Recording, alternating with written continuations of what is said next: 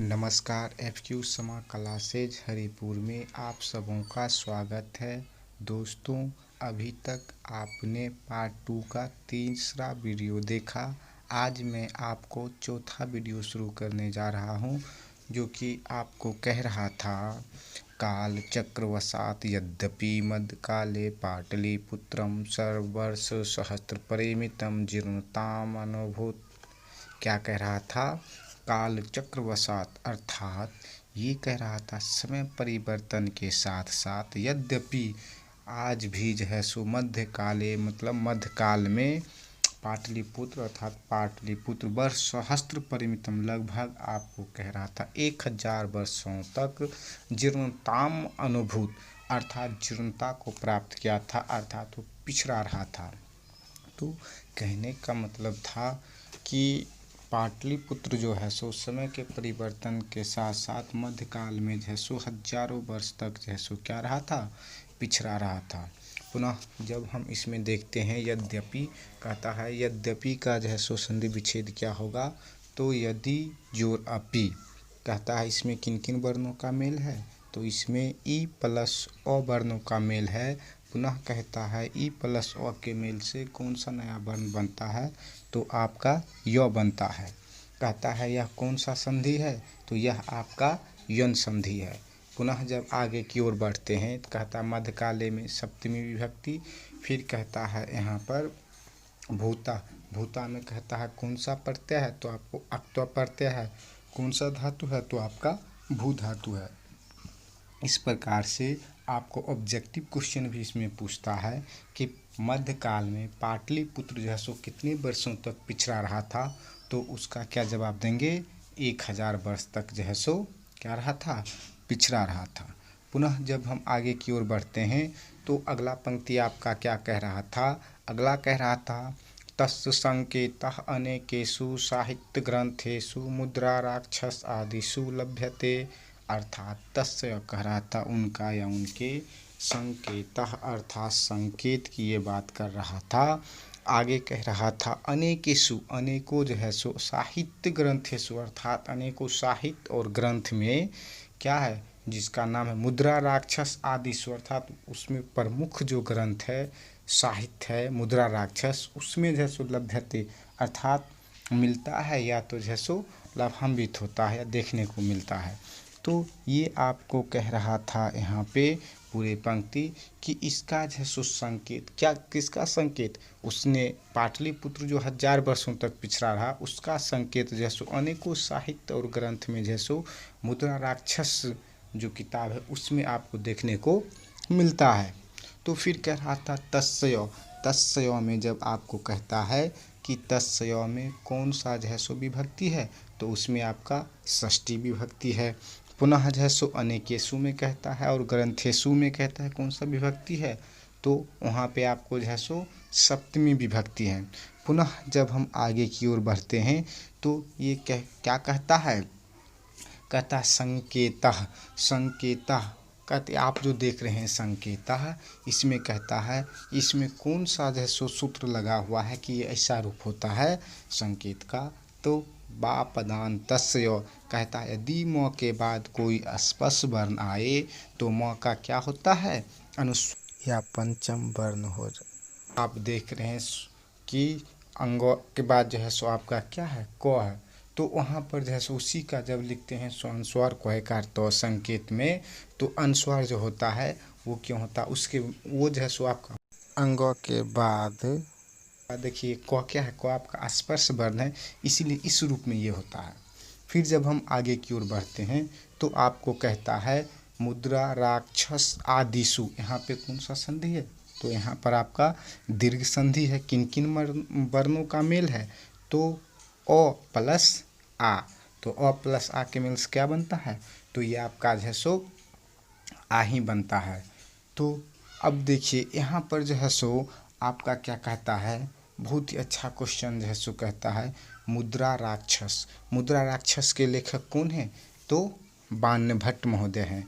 तो जब भी आपको कहेगा ये इम्पोर्टेंट ऑब्जेक्टिव में पूछता है कि ये जो है सो किसने लिखा था, तो ये जो है सो बाण भट्ट महोदय ने लिखा था। पुनः आगे की ओर बढ़ते हैं।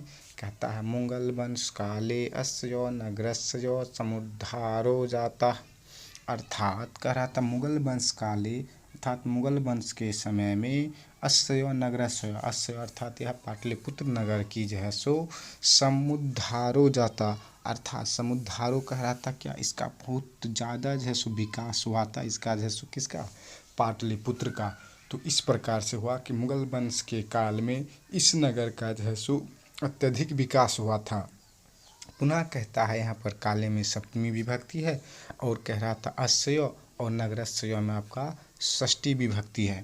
पुनः जब हम आगे की ओर बढ़ते हैं तो कहता है आंग्ल शासन काले च पाटलिपुत्रस्य सुतराम विकासो जाता। अर्थात आंग्ल शासन काले जो आपको कह रहा था ये जो है सो आपको अंग्रेजों के समय की ये बात कर रहा था। च मतलब और पाटलिपुत्रस्य अर्थात पाटलिपुत्र की सूत्रा मतलब अत्यधिक विकासो मतलब उन्नति प्रगति जाता मतलब हुआ।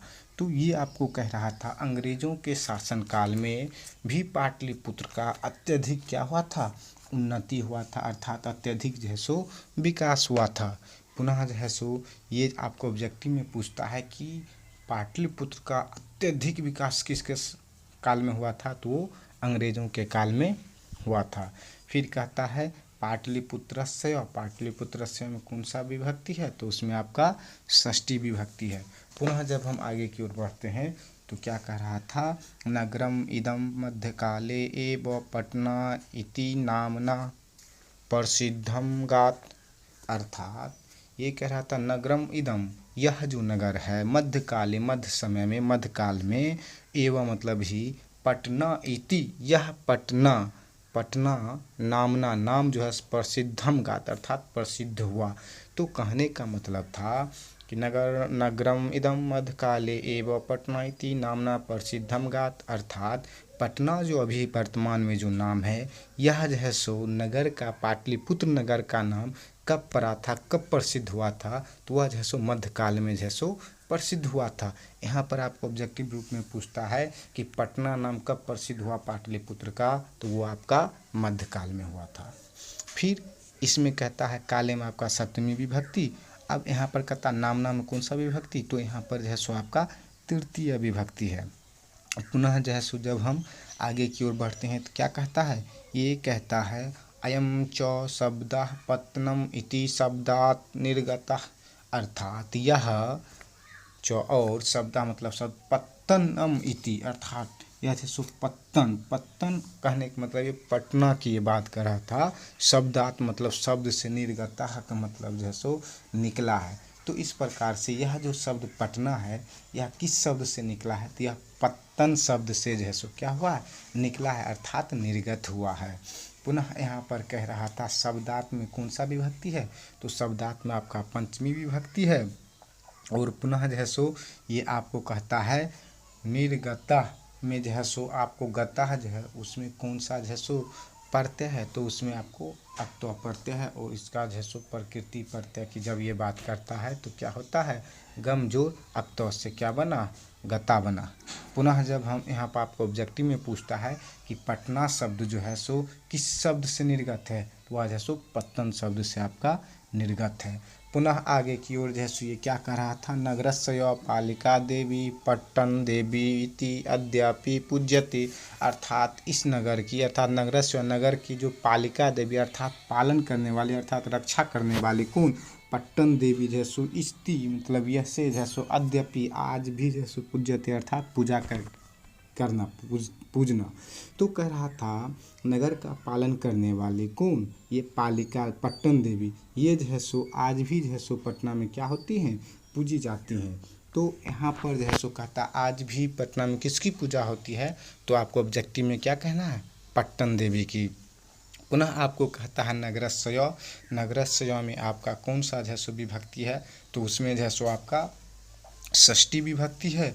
और अद्यपि अद्यपि का जब कहता है आपका जो है सो संधि विच्छेद क्या होगा, तो अद्य प्लस अपि इसमें जो है सो आप जो दो जो देखते हैं दो संयुक्त ये होता है दो और य से संयुक्त होता है तब ये द्यो बनता है। कहता है कौन सा संधि है, तो यहाँ पर जो है सो आपका दीर्घ संधि है क्योंकि दम और अपी में अ, दोनों में अ प्लस अ मिलकर क्या बना आ, जो कि टीनुमा आप देख रहे हैं। तो आशा करते हैं दोस्तों ये पैराग्राफ अच्छा से आप समझ गए होंगे। तो पुनः जो है सो अब आगे की ओर चलते हैं। आपका अगला क्या कहता है, आगे कहता है सम्प्रति पाटलिपुत्रम अति विशालम वर्तते बिहारस्य राजधानी च अस्ति। कहता सम्प्रति अर्थात ये कह रहा था आजकल पाटलिपुत्रम अर्थात पटना जो है सो अति मतलब अत्यधिक विशालम मतलब बहुत बड़ा जो है सो वर्तते वर्तते का मतलब है विशाल बिहारस्य यह कह रहा था अर्थात बिहार की राजधानी मतलब राजधानी च मतलब और अस्ति मतलब है। तो कह रहा था आजकल जो है सो यह पटना क्या अत्यधिक विशाल है अर्थात बहुत बड़ा हो गया है, यह नगर बहुत ज़्यादा जो है सो विशाल है और जो है सो यह जो है सो बिहार की जो है सो क्या है राजधानी है। तो पुनः जब हम यहाँ पर देखते हैं कह रहा था आपका जैसो बिहारस्य में कौन सा विभक्ति, षष्ठी विभक्ति। कहता चास्ती जो आप देख रहे हैं चास्ती, तो जब हम कहते इसका संधि विच्छेद करते हैं तो क्या होता है च प्लस अस्ति, कौन सा संधि तो आपका दीर्घ संधि। तो यहाँ पर च में ओ और अस्ति में आपका क्या कहते हैं ओ प्लस ओ मिलकर के आपका क्या बनता है आ बनता है और इसीलिए यहाँ पर ये टीनुमा होता है। पुनः जो है सो जब हम आगे की ओर बढ़ते हैं तो आपको जो है सो क्या मिलता है, तो आपका जो है सो क्या कहता है अनुदीनम नगरस्य विस्तारः भवति। अर्थात अनुदीनम मतलब दिनों दिन मतलब प्रति मतलब धीरे धीरे जो जो समय बढ़ता गया वही नगरस्य मतलब नगर की विस्तारा मतलब विस्तार और भवति मतलब होना। तो कह रहा था कि धीरे धीरे जो है सो क्या होने लगा दिनानुदिन इसका जो है सो विस्तार होने लगा। तो पुनः यहाँ पर आपको कहता है कि अनुदीनम में कौन सा जो है सो समास है, आपका जो है सो अव्ययी भाव है दीनम दीनमिति अनुदीनम इसका विग्रह होता है। और जब समास की बात है तो अव्ययी भाव क्यों, क्योंकि यहाँ पे अनु जैसा आपका उपसर्ग है और अव्ययी भाव कहता है कि जिस समास का पूर्व पद प्रधान हो या जैसे उपसर्ग हो तो वह क्या होता है अव्ययी भाव होता है। दोस्तों यहाँ पर आपको ऑब्जेक्टिव में पूछता है अव्ययी भाव समास का सूत्र क्या होता है, तो पूर्व पद प्रधानु अव्ययी भावा। पुनः जैसो ये आपका क्या कह रहा था नगरस्य में कौन सा विभक्ति है, तो इसमें आपका षष्ठी विभक्ति है। फिर कहता है भक्ति में कौन सा धातु है, तो आपका भू धातु कौन सा लकार है, तो लट लकार है। कौन सा पुरुष है, प्रथम पुरुष है। कौन सा वचन है, तो आपका एक वचन है। तो अब पुनः जैसो आगे की ओर बढ़ते हैं और ये क्या कह रहा था अस्य उत्तरस्याम दिशि गंगा नदी प्रवहति। अर्थात अस्य उत्तरस्य अर्थात यहाँ पे कहता इसकी जैसो यह जैसो उत्तर सयाम मतलब उत्तर दिशा की ओर, दिशि मतलब दिशा, गंगा मतलब गंगा जो पवित्र नदी है भारत की। एक पवित्र नदी आपकी भारत में है ये गंगा, और दूसरा गंगा आपका पवित्र कहाँ पे है, जो कि इटली में बहती है, पो नदी के नाम से जाना जाता है। तो यहाँ पर जैसो ये पवित्र गंगा की बात करता नदी प्रवहती अर्थात बहती है। इस प्रकार से कह रहा था इस नगर की उत्तर दिशा में गंगा नदी जैसो बहती है। अर्थात यहाँ पे जो है सो क्या ऑब्जेक्टिव क्वेश्चन पूछता है गंगा नदी किस दिशा की ओर बहती है, तो आप जो है सो उसका आंसर क्या देंगे, वह उसका आंसर होगा उत्तर दिशा की ओर। पुनः जो है सो ये आपका कह रहा था अस्य उत्तरस्याम में कौन सा संधि है, तो यहाँ पर आपका जो है सो ये गुण संधि है। और ये कह रहा था यो में आपका ओ और उत्तर में जो है सो उत्तरस्याम जो देख रहे हैं इसमें जो है सो आपका उ, तो अ प्लस उ के मेल से कौन सा नया वर्ण बनता है, तो ओ बनता है जिसकी मात्रा आप यह औकार में देख रहे हैं। तो पुनः जैसो जब इसी शब्द को पलटते इसी वर्ण को पलटते हैं कि उ प्लस ओ के मेल से कौन सा नया वर्ण बनेगा, तो क्या होगा वहाँ पे, तो आपका व होता है। और जब पूछता है अ प्लस उ के मेल से कौन सा नया वर्ण बनेगा, तो आपको ओ बनता है। पुनः जैसो आप गंगा में जो देख रहे हैं अनुस्वार, तो ये क्या होता है इसमें जैसो बा पदांतस्य सूत्र लगा है और बा पदांतस्य सूत्र के कारण ही ऐसा हुआ है। तो ये कहता है म के बाद कोई स्पर्श वर्ण आए तो म का क्या होता है अनुस्वार हो जाता है। तो इसी के लिए जैसो आपका ये जैसो ऐसा दिख रहा है अनुस्वार गुआकर गंगा जो लिखते हैं। पुनः कहता प्रवहति में आपका प्र क्या है, प्र जैसो आपका उपसर्ग है। तो इस प्रकार से इसकी उत्तर दिशा में जैसो क्या होती है गंगा नदी बहती है। पुनः आगे की ओर जब हम बढ़ते हैं तो ये आपका क्या कह रहा था, ये आपका कहता तस्य उपरि गांधी सेतु नाम एशिया महादेशस्य दीर्घतमः सेतु किंच रेलयान सेतु अपि निर्मीयमानो वर्तते। अर्थात तस्य ऊपरी अर्थात इसके ऊपरी मतलब ऊपर गांधी सेतु नाम अर्थात गांधी सेतु जो है सो गांधी सेतु उसका है सो बात के कर रहा था। गांधी सेतु नामक जो है सो एशिया महादेश जो एशिया महादेश की जो बात कर रहा था उसमें दीर्घतम मतलब सबसे बड़ा सेतु मतलब पुल किंचो किंतु जो है सो ये कह रहा था। और क्या कह रहा था, रेलयान सेतु अपि निर्मियानो वर्तते। तो उस समय जिस समय चैप्टर लिखा गया था उसमें इस नदी पर जैसे रेलयान जो है सो रेल की बात कर रहा था, रेल की पटरी बिछा हुआ था, निर्मित हो रहा था, तो इसीलिए जो है सो रेलयान इस पर भी निर्मित है, अब तो बन गया है। तो वही यहाँ पे कह रहा था, क्या कह रहा था कि इसके ऊपर में गांधी सेतु नामक जो है सो क्या है, एशिया महादेश में सबसे बड़ा जो है सो पुल है। किंतु यहीं पर जो है सो क्या रेलयान भी जो है सो निर्मित होते हैं, निर्मित है अर्थात इस पर से होकर के एक पुल भी है यातायात के सुविधा के लिए और रेल भी जाने की इसमें सुविधा है। तो पुनः जैसो आगे की ओर बढ़ते हैं तो ये क्या कहता है, तस्य में आपका षष्ठी विभक्ति है। पुनः जैसो कहता है गांधी सेतु, जब इसका अलग अलग करेंगे तो क्या कहता है, गांधी सेतु प्लस नाम, ये आपका विसर्ग संधि में है। पुनः कहता है महादेशस्य में कौन सा विभक्ति, तो आपका षष्ठी विभक्ति है। फिर कहता है दीर्घतमः में आपका कौन सा प्रत्यय है, तो आपका तम प्रत्यय है। पुनः कहता है किंच, किंच जो आप देख रहे हैं किंच कहता है संधि विच्छेद क्या हुआ किम प्लस च। तो इसमें कौन सा सूत्र है, तो इसमें भी बा पदांत तस्य सूत्र व्यंजन संधि का है, इसलिए ये ऐसा दिख रहा है आपको। तो ये बा पदांत तस्य सूत्र कहता है, दो बार इसी वीडियो में आपको बता दें लेकिन पुनः रिपीट कर देते हैं कि मौ के बाद कोई स्पर्श बनना है तो मौ का क्या होता है, अनुस्वार होता है या तो पंचम वर्णादेश होता है, जो कि आप देख रहे हैं। तो पुनः जैसे ये आगे की ओर बढ़ते हैं तो ये कह रहा था, क्या कह रहा था यहाँ पर, सेतु अपि। तो जब सेतुर अपि का जब हम संधि विच्छेद करते हैं तो क्या होता है, सेतु अपि। तो दोस्तों आशा करते हैं पंक्ति को समझ गए होंगे। पुनः जो है सो यहाँ पे आपको ऑब्जेक्टिव पूछता है कि गांधी सेतु किस नदी के ऊपर निर्मित है, तो गंगा। पुनः का एशिया महादेश में सबसे बड़ा सेतु कौन सा है अर्थात पुल, तो गांधी। हालांकि अब ये दूसरा पोजीशन पर आ गया है, इससे जो है सो पहला जो है सो एशिया महादेश में कोई और मतलब पुल बन गया है। तो यहाँ पर जो है सो जब आपको पूछे तो आपको प्रथम में ही जो है सो टिक आउट करना है। तो यहाँ पर जो है सो कह रहा है अगला पंक्ति में, नगरे अस्मिन् उत्कृष्टः संग्रहालयः उच्च न्यायालयः सचिवालयः गोलगिरहं तारामंडलम जैविकोद्यानम मौर्यकालिका अवशेषा महावीर मंदिर इत्यादि दर्शनीय सन्ति। अर्थात ये कहने का मतलब था बच्चों, नगरे अस्मिन, तो नगरे अस्मिन की ये जो बात कर रहा था, तो ये नगरे कह रहा था नगर में, अस्मिन मतलब इस नगर में, उत्कृष्ट मतलब उत्कृष्ट उच्च क्वालिटी की, ये उच्चतम ये बात कर रहा था, अत्यधिक उन्नति विकसित की ये बात कर रहा था। संग्रहालय मतलब संग्रहालय जहाँ पे बहुत सारे किताब को एकत्रित करके रखा जाता है, वही संग्रहालय एक प्रकार का यहाँ पर भवन है। उच्च न्यायालय मतलब उच्च न्यायालय, हाईकोर्ट जो कहते हैं हम लोग, वही उच्च न्यायालय है। सचिवालय कहता है, ये जो सचिवालय वहाँ पे बहुत सारे नेता लीडर्स लोग बैठते हैं और वहाँ पे बहुत सारे देश अपने राज्य के जैसे कार्यभार किया जाता है, कार्य को संपादित किया जाता है।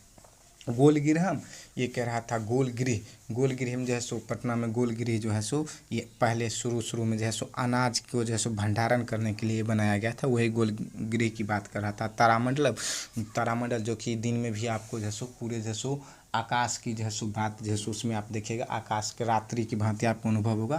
तारामंडल बहुत ही खूबसूरत जगह है बच्चों। फिर कहता है जैविक उद्यानम, अर्थात ये क्या कर रहा था, जैविक उद्यान जो है सो राजीव गांधी जैविक उद्यान की बात ये कर रहा था जो कि पटना में था। तो वही जैविक उद्यान जहाँ बहुत सारे जीव जंतु पक्षी जो है सो उसमें जो है सो रखा जाता है, तो वही जो है सो।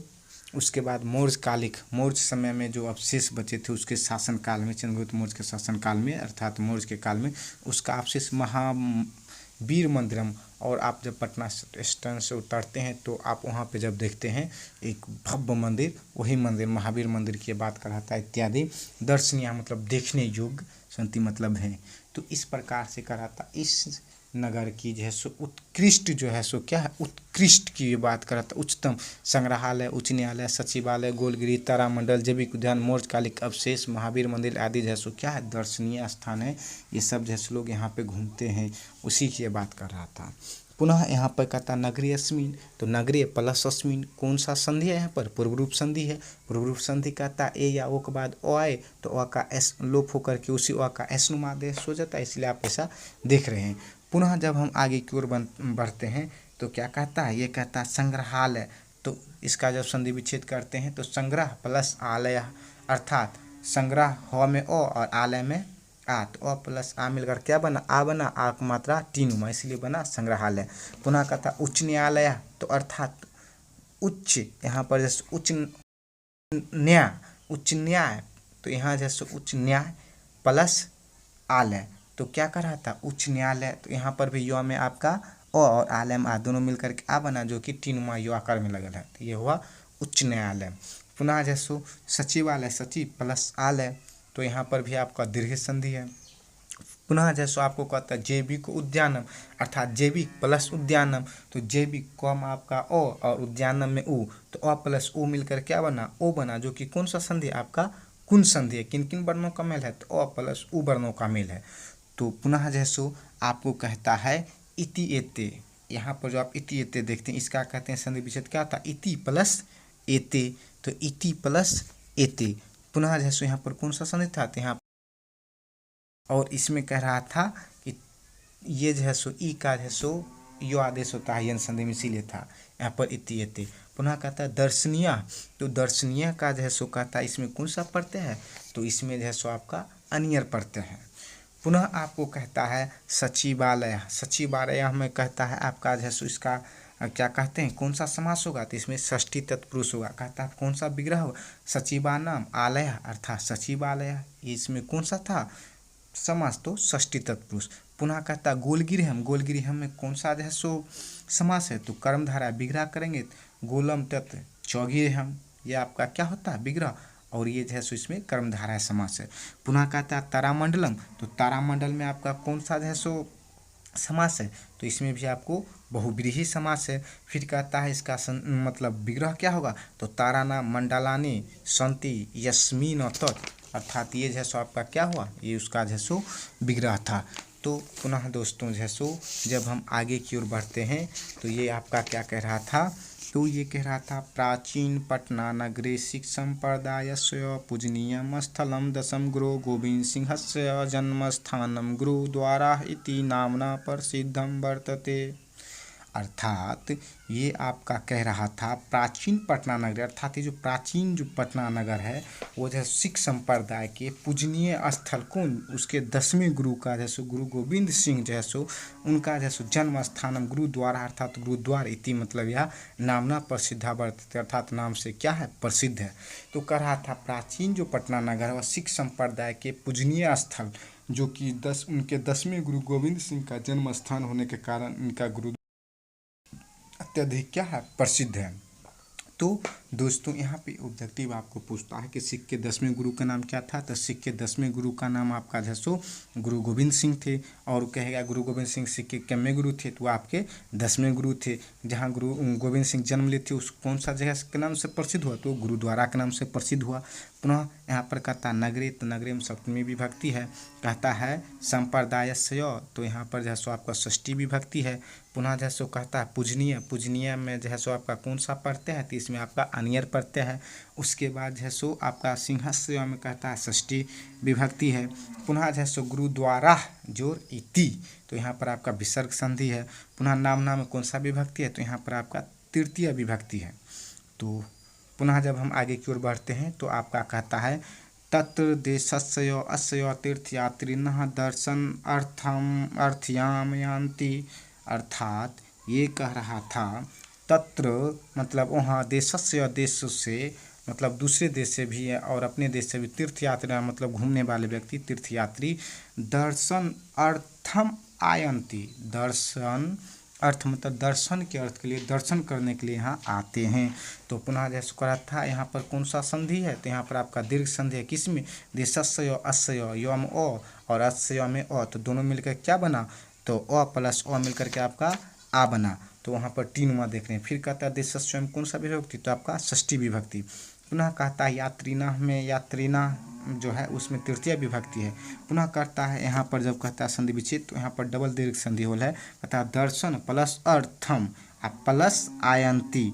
तो यहाँ पर दर्शन नौ में ओ और अर्थम में ओ, तो दोनों मिलकर के आ बना, इसलिए नौ आकर देख रहे हैं। पुनः जैसो यहाँ पर मोह में जो आ है तो मोह आकर, तो यहाँ पर भी मोह में ओ और आयंती में आपका आ, तो ओ प्लस आ मिलकर के आपका आ बनता है, इसलिए मोह आकर में आप देख रहे हैं। तो आशा करते हैं ये पूरा पैराग्राफ आप बढ़िया से समझ गए होंगे।